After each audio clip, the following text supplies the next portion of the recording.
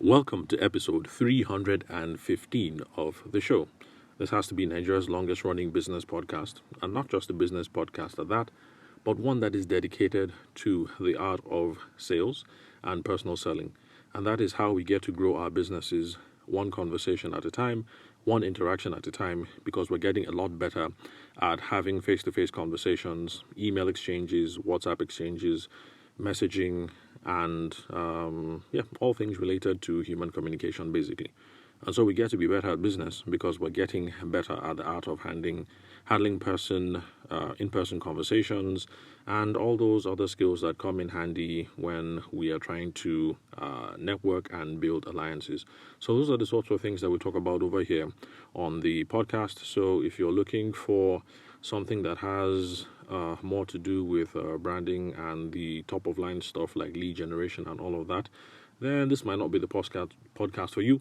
But still, I'd recommend that you hang around here anyway, because all the things that we talk about come in handy no matter the business that you're involved in or whatever your philosophy is around growing your sales and your marketing. So today, I'd like to talk about repeat business, which is something that is common to all of us listening to the show, either because we have experienced having repeat business before from our past clients, or because that is something that we would desire. So it's good that we get the first sale. It's really, really exhilarating when you get the first sale. And that's because we invest a lot of time and a lot of money to making sure that we start getting that business coming.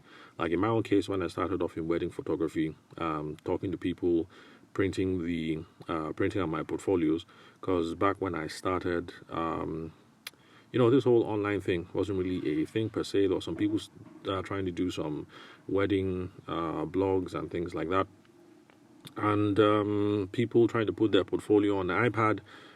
But it's not, like 10 years ago, it's not as if everyone had an iPad or a Samsung tablet or whatever, because I think Apple was the premier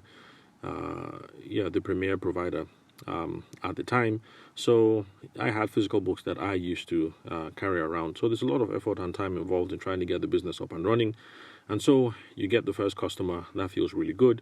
And for a while, we get that rush every single time we get someone to come in and we make the first sale.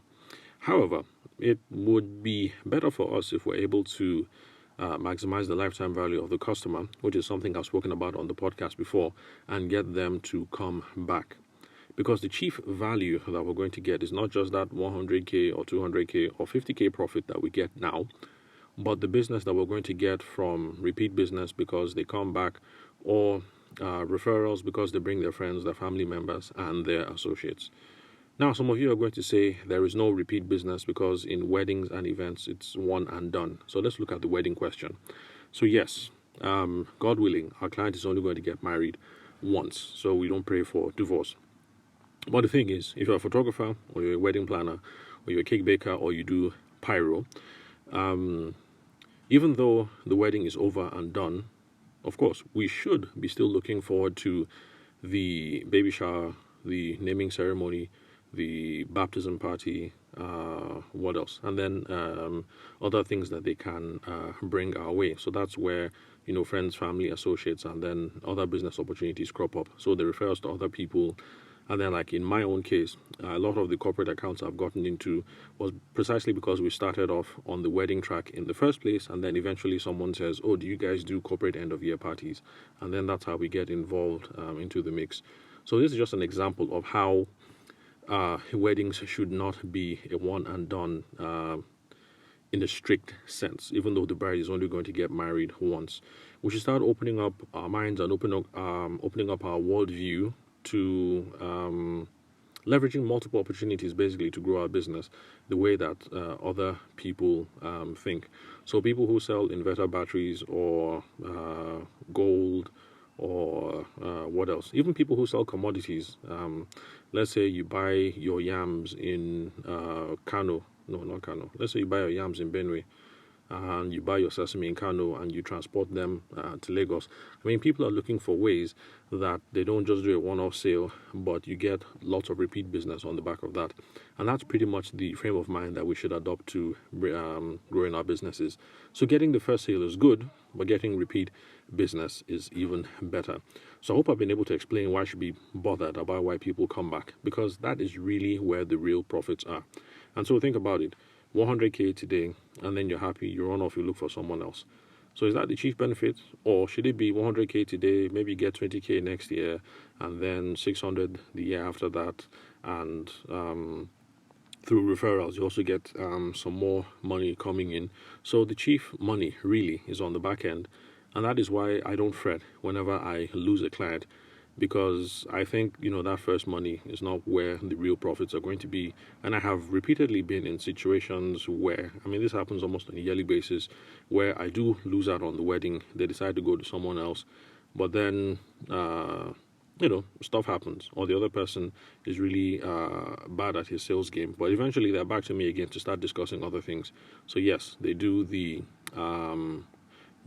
wedding with the other guy, but then when it comes to other stuff like the baptism party, or they want to refer their friends, for some reason they don't end up referring the other guy, I get that phone call. So I don't really worry when I lose that first transaction, because I know that there's money on the back end. And because I'm a consummate sales professional, I believe that I'm going to be the one who's going to be able to get the real profits that are going to come on the back end.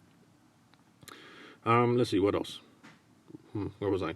Okay, yes. So another reason why return clients are very profitable is because they don't need as much money to market to, or time, to market to them. So whatever money it is that you spent the first time to run the Instagram ad, or to buy your space at the bridal show, that money has already been spent. So by the time they come back to you to talk the second time, because they're talking about the baby shower, or maybe because the bride or the groom wants to hook you up so you can do the end of year party at the office, you haven't spent any marketing naira per se to get them to come back. And so because they are less expensive to attract the second time, they're much more profitable, because there's no outlay that you're dropping to get them to come to you this time. And also the effort is also going to be less, because you guys have already built up some personal capital, some personal credibility the first time around. So they kind of know you and trust you already. So it's not that much of a big deal. You're now a known quantity. And so it's going to be a lot easier. But it's something I'm going to talk about in future podcast episodes, how you handle when clients come back the second time and when they refer people to you. So that's something that we're going to look at in future episodes. So anyway, so that's it pretty much. The first sale is good, but let's make sure that we should be focused on repeat business, because that is where the real profits are.